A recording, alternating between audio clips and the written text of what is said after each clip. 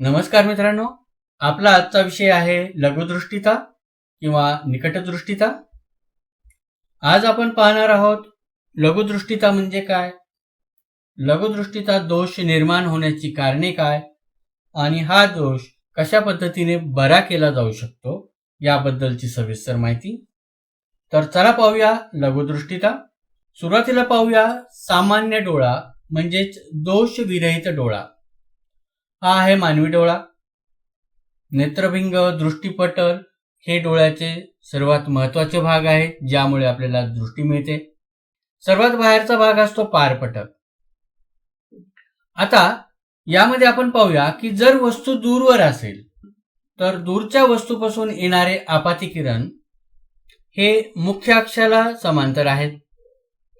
जेव्हा हे पारपटलातून पार होऊन नेत्रभिंगावर जातील तेव्हा नेत्रभिंगाद्वारे त्याचं अभिसरण होईल आणि हे अभिसारित प्रकाश किरण दृष्टीपटलावर एकवटतील, म्हणजेच आपल्याला प्रतिमा दृष्टीपटलावर मिळेल। प्रकाश किरण आलेले आहेत दूरच्या वस्तूपासून, ते आपाती किरण नेत्रभिंगाद्वारे अभिसारित होतील आणि ते दृष्टीपटलावर एकवटतील आणि आपल्याला दृष्टीपटलावर त्या वस्तूची स्पष्ट प्रतिमा मिळेल। जर वस्तू जवळची असेल तर जवळच्या वस्तूपासून येणारे आपाती किरण हेही नेत्रभिंगावर येतील, नेत्रभिंगाद्वारे अभिसारित होतील आणि त्याचीही प्रतिमा आपल्याला दृष्टीपटलावर मिळेल। म्हणजे दोन्ही परिस्थितीमध्ये, म्हणजेच वस्तू दूरवर अंतरावर असेल किंवा जवळ असेल तरी आपला डोळा त्या वस्तूची प्रतिमा दृष्टीपटलावर स्पष्टपणे तयार करतो। हा आहे दोष विरहित डोळा। म्हणजेच दोन्ही परिस्थितीत प्रतिमा दृष्टीपटलावरच तयार होते, ती प्रतिमा स्पष्ट असते। आता पाहूया निकटदृष्टितामध्ये किंवा लघुदृष्टितामध्ये नेमकं काय होतं। हा आहे मानवी डोळा। वस्तू जर जवळची असेल तर जवळच्या वस्तूपासून येणारे प्रकाश किरण हे नेत्रभिंगाद्वारे अभिसारित होतील आणि ते दृष्टीपटलावर एकवटतील आणि तिथे आपल्याला त्याची प्रतिमा मिळेल।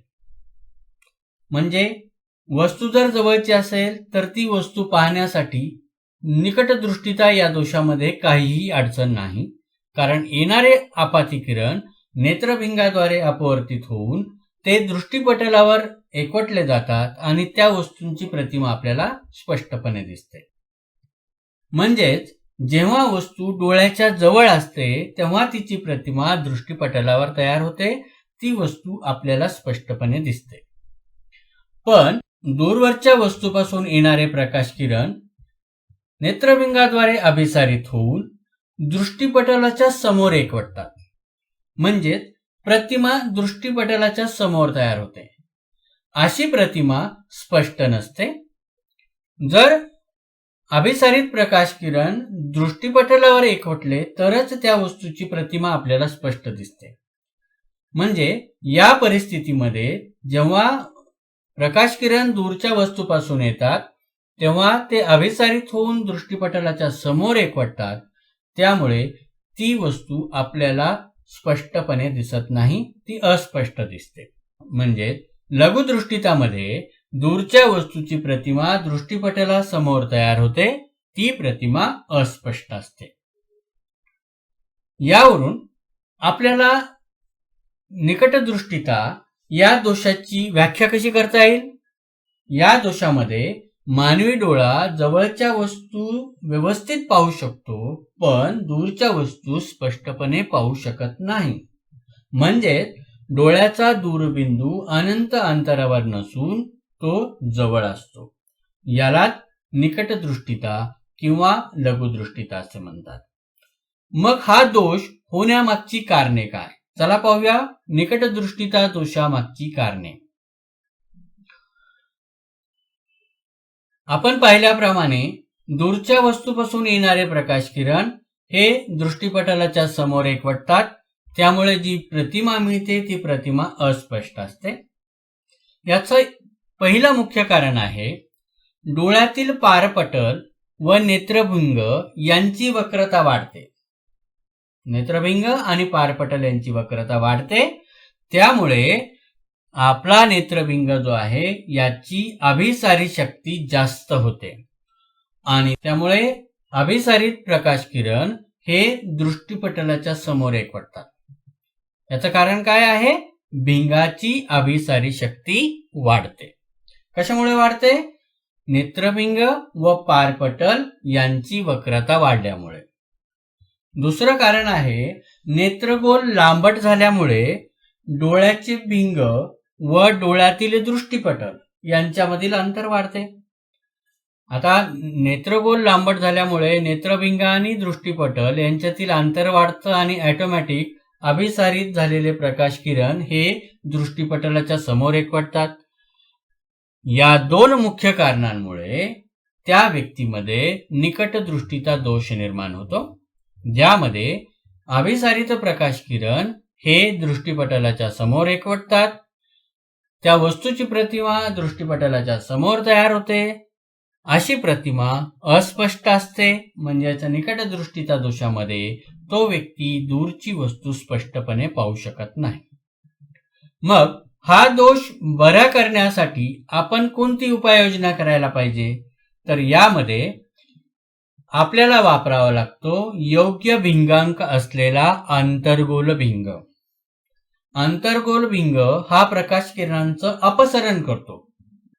तर जेव्हा दूरच्या वस्तूपासून येणारे प्रकाश किरण हे आहेत समांतर आपाती किरण, हे प्रकाश किरण अंतर्गोल भिंगावर पडल्यानंतर त्यांचं अपसरण होतं आणि ते एकमेकांपासून दूर जातात. हे अपसारित प्रकाश किरण नेत्रभिंगावर पडतात. नेत्रभिंग हा प्रकाश किरणांचं अभिसरण करतो. तर हे प्रकाश किरण नेत्रभिंगाद्वारे अभिसारित होऊन दृष्टिपटलावर एकवटतात आणि त्या वस्तूची प्रतिमा आपल्याला दृष्टिपटलावर दिसते. म्हणजे हा दोष कशा पद्धतीने दूर झाला? योग्य भिंगांक असलेला अंतर्गोल भिंग वापरला, ज्यामुळे सुरुवातीला दूरच्या वस्तूपासून आलेले प्रकाश किरण यांचं अपसरण झालं. ते अपसरित किरण हे नेत्रभिंगावर पडले. नेत्रभिंगांद्वारे त्याचं पुन्हा अभिसरण झालं आणि ते प्रकाश किरण दृष्टिपटलावर एकवटले. त्यामुळे दूरच्या वस्तूची प्रतिमा आपल्याला दृष्टिपटलावर स्पष्टपणे दिसते. जवळच्या वस्तूच्या बाबतीत जर पाहिलं तर येणारे प्रकाश किरण हे सुरुवातीला अंतर्गोल भिंगामुळे अपसारित होतात, परत ते नेत्रभिंगाद्वारे अभिसारित होऊन तेही दृष्टिपटलावरच मिळतात आणि त्या परिस्थितीमध्ये जवळची वस्तू सुद्धा आपल्याला स्पष्टपणे दिसते.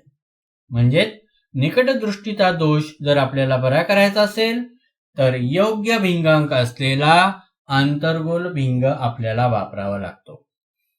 अशा पद्धतीने आपण निकट दृष्टीचा हा दोष सहजपणे बरा करू शकतो. पुढील भागामध्ये आपण पाहणार आहोत दूरदृष्टीचा दोष याबद्दलची माहिती.